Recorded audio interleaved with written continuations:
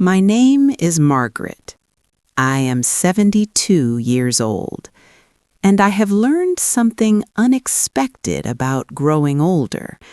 Your body becomes fragile, but sometimes people's hearts become even more fragile around you.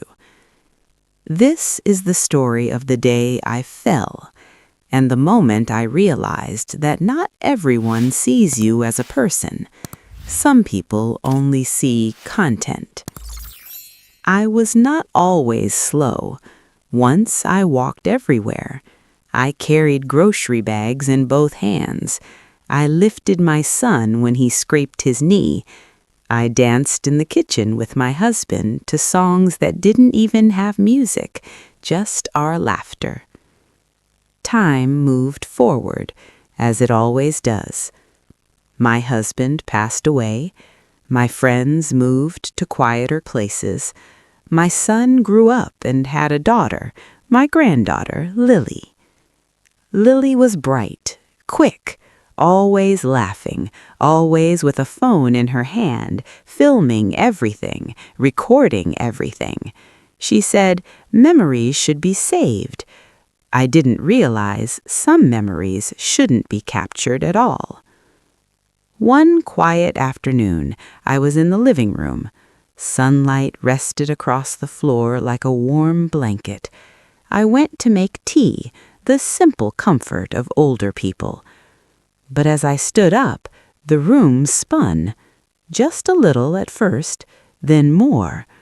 My balance slipped away like sand through fingers, and before I knew it, I fell. Not hard, not dramatic, just down. Onto the carpet, onto the floor where my husband once lay beside our grandson building toy trains. Onto the floor where my life had quietly grown old. For a moment, I stayed still, breathing, calming myself, checking if anything was broken inside. Then I heard footsteps, light ones, my granddaughter. Her voice called out, "Grandma, are you okay?" Relief washed over me. I wasn't alone. But when she reached the doorway, I didn't see hands rushing to help me up. I saw a phone pointed at me, recording. She laughed nervously. "OMG, this is crazy. Grandma fell again." Again, as if my pain were a hobby. She didn't mean harm, I know that now. She was a child of the internet. Everything was content. Everything was a moment. But in that second, I was not a grandmother. I was not a human being. I was a clip. I whispered gently, "Sweetheart, can you put the phone down and help me?" There was silence, then embarrassment. She dropped the phone and finally reached for my hand. Her grip was soft.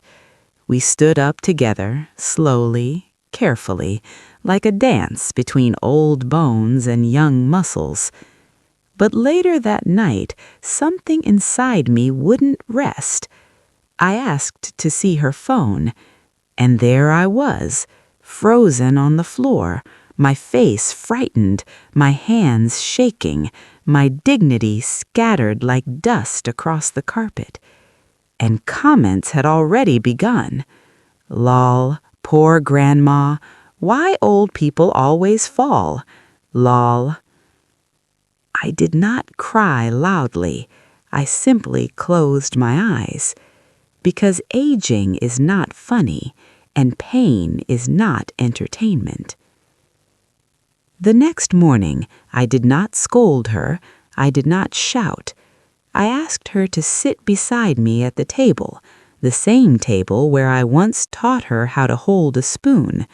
Her hands were bigger now, but inside she was still just a girl who didn't yet know what life can do to a heart.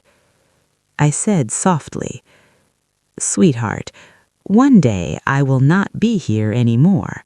One day your hands will shake, your steps will slow. and the world will expect patience from you, so I need you to understand something now." She looked at me, really looked. "Being old doesn't make me less human. I feel embarrassment. I feel fear. I feel fragile. And when you filmed me instead of helping me, I felt invisible." Her eyes began to fill with tears, real ones, heavy ones. "I didn't think, Grandma," she whispered. "I just record everything. I'm so sorry." And I believed her, because the world had taught her to capture life, not to sit with it. She deleted the video, every copy, every trace. Then she did something that broke me gently open. She took my hand and said, "Teach me how to be there for you." So we practiced how to lift me safely, how to walk beside me, how to listen, how to speak with respect, how to love someone whose body is slowing without taking their dignity away. And I learned something too. Sometimes young people do not lack love, they simply lack understanding, and it is our job, slowly, patiently, to teach them what humanity means. Today, Lily films sunsets, not people falling. She films laughter, not humiliation. She films memories we choose together, not mistakes that hurt. And when I stumble now, she reaches first.